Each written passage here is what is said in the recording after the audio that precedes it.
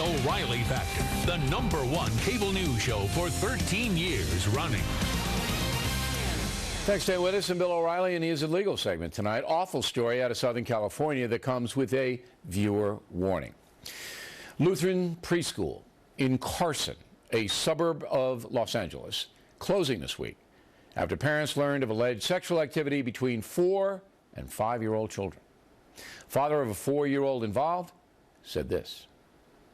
And told me about all the bad things that this girl had been doing to him. It went down in the classroom, it went down in the bathroom, and it went down out on the playground. The two boys that have been introduced this feeling that they don't know how to process are still looking for it and trying to make it happen. With now attorneys and Fox News analysts Lisa Will and Kimberly Guilfoyle. All right, we're not going to get into details here, but there was alleged sexual contact between a 5-year-old girl, 4-year-old boys. That's the crux of the matter. School's closing down, and let's start with the criminal stuff first. Anything going on there? Yes, we have several sources that have told us, very reliable sources, that have told us that the LA Sheriff's Department, especially including the Victims Impact Unit, are looking at this. Now, they won't confirm or deny.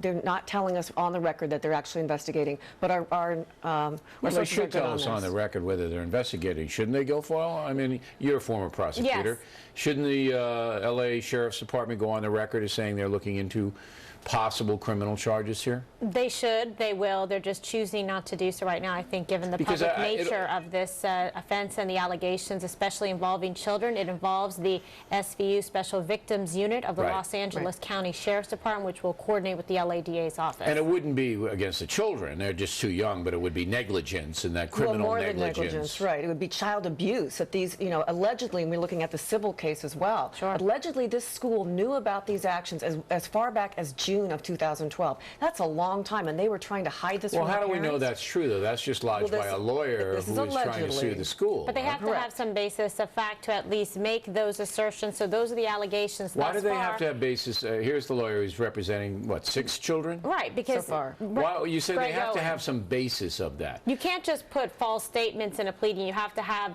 true faith and belief that what you're saying is true, so there must be some kind of evidence or corroboration. We have to be honest here, though. We don't know the full details yet. That's why it's getting investigated. You can put something forth as an attorney. Sure. On the skimpiest of evidence, you can say, so-and-so told me, or I think that happened, without getting sanctioned. But speaking of sanctions, the California Department of Social Services has already cited this school for what they just said. All what we could find out was sexual encounters and improper student-teacher ratio. That's all we can figure out or find out now from the record. So let's be clear, though. So the California authorities went in and investigated already.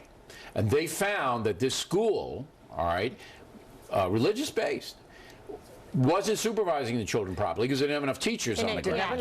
Number of and what else? Teachers were apparently, allegedly, napping. Well, little girls and boys were. This is what the state has found out. Well, this is what there's one citation. Now then you have the lawyer coming in and say it's much broader than the one citation. But tell me about the one citation. What exactly does it say? All it says on the record is sexual encounters and improper student-teacher ratio. So the state has now put that in writing. And they were These people in huge trouble. They were on notice, right? So that's a problem. So why was this not further investigated? Why was this school still operating? Right now, the school's not operating. Well, they still have their license, but it may be revoked. And the factor spoke to Michael Weston, who is right. Well, but you know what? They should have done something about this before. Of course. Look at the problem here. The longer they let it go, the more liability they have. And here's if there's any money behind it, they're going to get scorched. Here's the biggest part: is that they should have investigated, find out what's going on, and right now they have to check and see where did the children learn this behavior? Was there anything going on at this school? Social services got to go in and interview those children and find out what the deuce was going on with a 5-year-old. Okay. All right.